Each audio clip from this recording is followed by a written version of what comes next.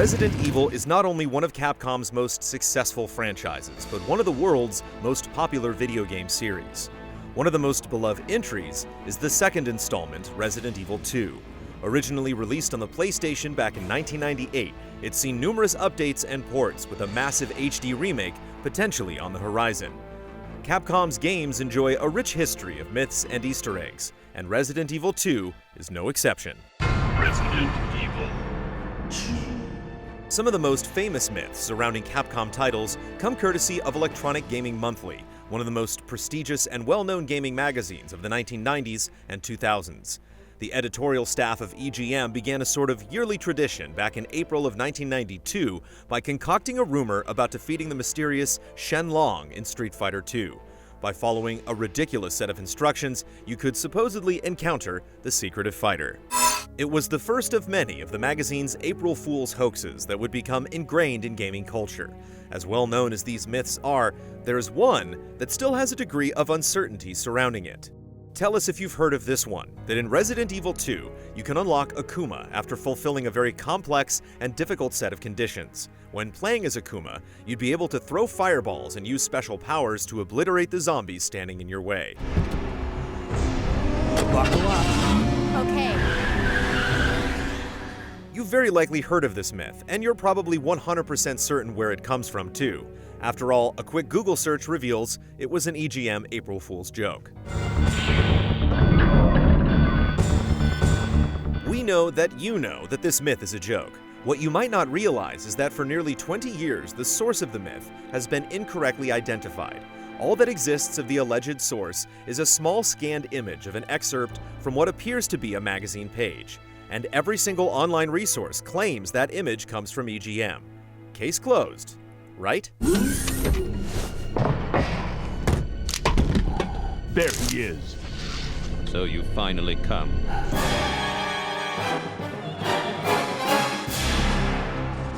When we first set out to cover this topic, we, like most anyone else, came across an entry in the Resident Evil Wiki that includes a scan of a magazine page outlining how you unlock Akuma in Resident Evil 2. According to the Trick of the Month entry, players could unlock Akuma by completing both sets of scenarios, Leon A and Claire B, and Claire A and Leon B, with an A rank in each, a total of 6 times, with only using the starting weapons, the handgun and the knife. There's a gun inside. Better take it with you. Then, when you play a 7th time and you reach the part where you can access the laboratory console, rather than typing in guest like you normally would, instead type Akuma. The assumption then is that you either instantaneously turn into Akuma, or upon completing the 7th playthrough, you can make a new save file for a mode with Akuma in it. As crazy as this might sound, the instructions are somewhat similar to the steps required to unlocking other hidden content in Resident Evil 2. In order to unlock a mode called the Fourth Survivor, you have to complete either Leon A and Claire B or Claire A and Leon B on normal difficulty and achieve a B rank in just one scenario while earning an A in the other, or you could simply earn an A rank in both scenarios. The Fourth Survivor mode allows you to play as Umbrella Security Service member Hunk, who was originally seen in the CG cutscene that reveals his team's attempt to obtain the G-Virus from William Birkin.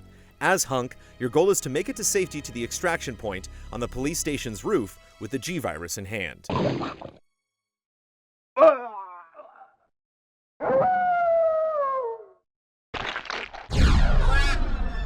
The steps for unlocking a mode called the Tofu Survivor are even more similar to the Akuma myth. Players have to complete 6 scenarios in any order with an A ranking on each. The Tofu Survivor is just a harder version of the Fourth Survivor, where you play as a white rectangular object resembling a giant piece of tofu. Capcom originally created tofu in order to test Resident Evil 2's hit detection, but apparently decided to include a playable version of it as a secret. Alpha team here. Mission accomplished.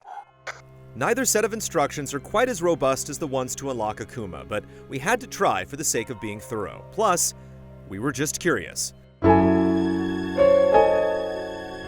After playing through each scenario twice to gain confidence in our skills, we then completed them one after the other, earning A ranks while only using the handgun or knife.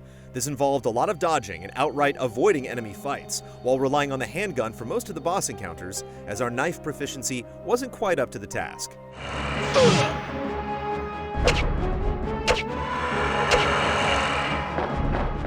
On the start of our 7th playthrough, when we were finally able to access the security computer in the Umbrella Underground lab, we typed in Akuma in all caps as directed. However, as expected, an error message kept popping up. The only way to advance was to type in guest as usual. So, yes, if you had any doubt, unlocking Akuma in Resident Evil 2 is nothing more than a hoax.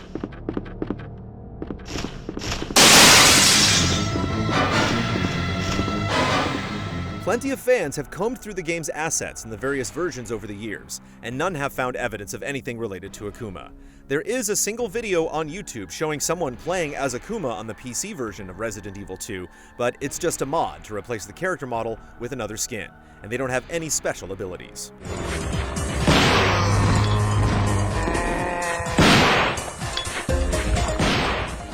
Unfortunately, it seems that the mod is no longer available online, or at least nobody has released it publicly.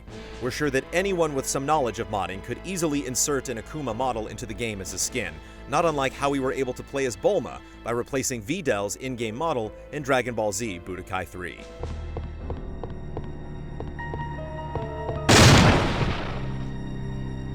This all seems like a pretty open and shut case, but remember, there are some gaps in the story we still need to fill in.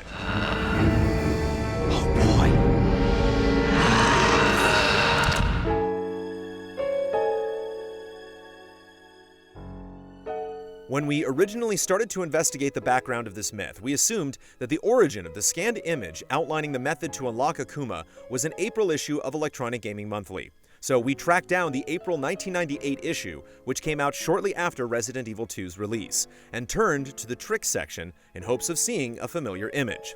While part of the Tricks of the Trade section in issue 105 of EGM does in fact involve Resident Evil 2, it actually doesn't include the hoax. It mentions the legitimate ways to unlock Hunk and Tofu, but there is no mention of anything regarding Akuma.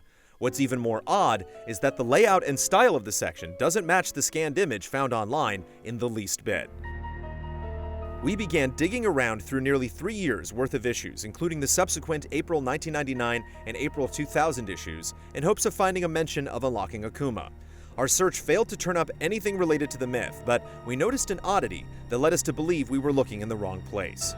The layout of the Tricks of the Trade section of EGM simply did not look anything like the scanned image, so we thought perhaps this image came from another magazine, and we identified several other popular magazines of the time period, like GameFan, official US PlayStation Magazine, GamePro, and of course, EGM2. Countless hours were spent poring over the pages of these retro magazines in hopes of finally tracking down the true source of this myth. We finally found an answer in volume 46 of EGM2, published in April 1998. EGM2 was a spin-off of Electronic Gaming Monthly that specialized in import coverage and had less emphasis on reviews. The cover of Volume 46 touted the 1,000 greatest tricks, and on page 20 we found the image at long last. The trick of the month, nestled between legitimate tricks and cheat codes, contained the information pertaining to unlocking Akuma in Resident Evil 2. So it isn't actually EGM that started this rumor, but its spin-off magazine, EGM2. It might not be the biggest correction, but at least we've set things straight. Hang in there. Our curiosity wasn't fully satisfied, though. In the past, when we found a source or could attribute a fact to something, we'd often call it a day. However, given how this one played out, we wanted a bit more background on the creation of this myth by the EGM2 staff. The listings for the editorial staff credit the Tricks editor for the issue as Scott Augustin, but we weren't able to track down contact info for them. In other issues, we noticed that Terry Minnich was listed as the Tricks editor, so we found their contact info and reached out to see if they'd be willing to chat with us. Terry, better known as Trickman, shared what he could about the creation of this myth. I was the Tricks editor, and I did do the Tricks section for that magazine, but as I understand it, that Trick of the Month space in EGM2 was purposefully left open to accommodate the Unlock Akuma in RE2 fake trick. Reason being, it was determined that the Unlock All Bonds April Fool's joke was to go into the EGM April 1998 issue. So we had 2 good April Fool's jokes, but GoldenEye won out because of its overwhelming popularity, so it was determined that all bonds should go into the flagship magazine. As cool as GoldenEye was, and that fake trick did all sorts of fun damage, Akuma in RE2 was really cool in its own right. Full credit has to go to Mike Vallas, editor and art direction at the time, for coming up with the idea, the execution, the copy, and the graphics. He did it all, and it was definitely a worthwhile fake. He made it look so believable. Mike was definitely a master of his craft at the time. Terry then passed along our info and inquiries to Mike Vallas, who eventually got in touch with us to share even more detailed info behind the creation of this hoax. Well, why did we do? Well, it was April Fool's. That's why we did it. We did it because at that time, Akuma was actually showing up in a lot of different games. In particular, obviously he showed up in Street Fighter 2, I think it was, Turbo? Or Super Turbo. Then he was showing up in weird games that Capcom was doing, like X-Men. Like the actual X-Men, not X-Men versus Street Fighter. It was way before that. It was the first X-Men game. Akuma showed up in there. We were like, what? So we kind of wanted to run with that gag, and we made that. So whose idea was it? Mine. I tend to do a lot of the Photoshop work. Some of the previous April Fool's stuff that I've done. The All Bonds code, which actually premiered in EGM that month, the same one as Akuma and Resident Evil 2. So yeah, I tend to have done a lot of the different Photoshop ones for a lot of the April Fool's tricks. So, having said that, I originally came up with the idea of Akuma and Resident Evil 2, and I thought it was a great idea. And I remember actually going to the meeting with the EGM guys to pitch that idea because they knew I was going to do the Photoshop work for it. And I had pitched that to EGM, the actual Electronic Gaming Monthly magazine, and they turned it down. They actually wanted to go, they had their idea, what was the All Bonds code. And truth be told, I actually thought I was like, really? The All Bonds code? You want me to do that one? I'm like, okay. So I did that one, not knowing it was going to explode to this amazing thing. So truth be told, they were genius when they figured that one out. So since we couldn't do Akuma and Resident Evil 2, and I thought it was a great idea, I said, screw it, we're putting in DGM 2. So that was the inspiration for doing that in the magazine. So, and there you go. Historically, you could say that Akuma was based on the EGM 2. The original Shenlong EGM 2. It was almost done exactly the same way. I think you had to do X number of, you have to perfect all the way until you get to the end, and then suddenly Akuma jumps out and throws M. Bison out, which was basically what we did with Shenlong. When I created them, specifically the tools was Photoshop. Obviously, there's a lot of cloning and a lot of stuff in there. But I also used Street Fighter EX for PlayStation for that. Now, of course, being April Fool's, I wanted to make it unique. So that was one of the things. I just didn't want to take Akuma from Street Fighter EX and just slap him into there. It would have been too obvious. Cheap, easy, but too obvious. I couldn't do that. So I actually made all kinds of different adjustments to him. That was actually my first initial template of what I envisioned Akuma in Resident Evil 2 would look like. You could even see they had the poison eye on his shoulder. By the way, the term poison eye was something our magazine, we quoted on there because that was the very iconic image that Resident Evil 2 was using. So we just dubbed it the poison eye. I wanted to adjust him enough so he looked like a unique graphic for the game. I didn't want anybody to be able to look at this and go, wait a minute, they just lifted they just pulled it on Street Fighter EX. That's just cheated. That's totally cheap.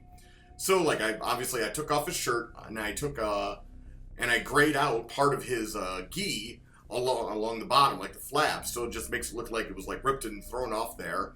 And then of course I put the symbol of sin on his back. Then I made up the story about that unused area with the big chamber in there. Of course, the reason that was in there in the original game that we knew of was originally that was a leftover, a holdover where Tyrant was supposed to actually come out of.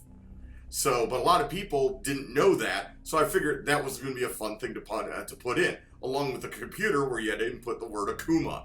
It was all, for a lie to work, it must be shrouded in truth. And to get the angled shots, I was playing Street Fighter EX. I was actually sitting down with Trickman Terry at the time, and he was helping me record them. And I was sitting there, I was jumping around with Akuma, and we were I think it was the practice mode, demo mode for Street Fighter EX.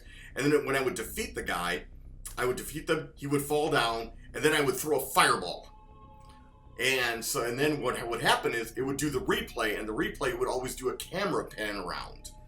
So when the camera pan around came, you know, I would take that shot and I would hopefully get a good one of him throwing the fireball with the camera pan around. To get the skin on his back and the shoulders and stuff was actually from Darren. I actually took Darren's back, a picture of Darren's back. He's a character in Street Fighter EX. And I put that onto his back. And I actually color adjusted so it kind of matched with Akuma's skin. And then the other thing I had to do was like add the prayer beads and stuff, because like with Akuma he had that lip that goes over there, and so the lip of his gi would go over his prayer beads, so I had to like artificially place the prayer beads all around him. So, and that was it. And then it was just a matter of finding the right screenshots and get the right angle, be able to put it in there. I changed the color of the fireballs, you may notice, because again I wanted that aspect in there. But I remember one person suggested that he should have just been walking around with a gun, because it would have made more sense of, you know, with the engine. And I'm like, no. See, this is the thing with April Fools. People have got to want it to like it. Nobody wants to play with Akuma with a gun. Engine-wise and fooling-wise, does it make sense? Absolutely. But it actually makes a lot more, but people want to be Akuma throwing fireballs at tyrants and zombies. I thought that would have been a lot of fun and a lot of cool.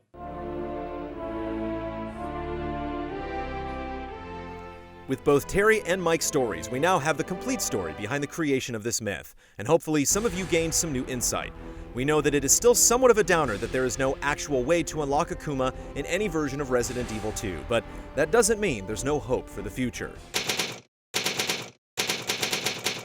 You see, back in August of 2015, Capcom released a video on the official Resident Evil YouTube channel featuring producer Yoshiaki Hirabayashi confirming that R&D Division 1 would be remaking Resident Evil 2. After being rumored for years, Capcom finally confirmed the project's existence. There have been several teases since, but Capcom hasn't said much else on the project. However, the rumors about it being unveiled at this year's E3 are heating up, and it wouldn't surprise us if Resident Evil 2 Remake finally reveals itself at one of the big E3 press conferences. Who knows what Capcom might have in store for us this time? The Japanese company has embraced myths about their games in the past. They took the infamous Shenlong myth concocted by EGM back in 1992 and eventually had it serve as part of the inspiration for the creation of two Street Fighter characters, Gouken and Akuma. It's entirely within the realm of possibility that Capcom could once again turn a myth into a reality. Just how crazy would it be after 20-something years to finally be able to unlock Akuma in Resident Evil 2 Remake? It would be a fitting end to a wonderful dream.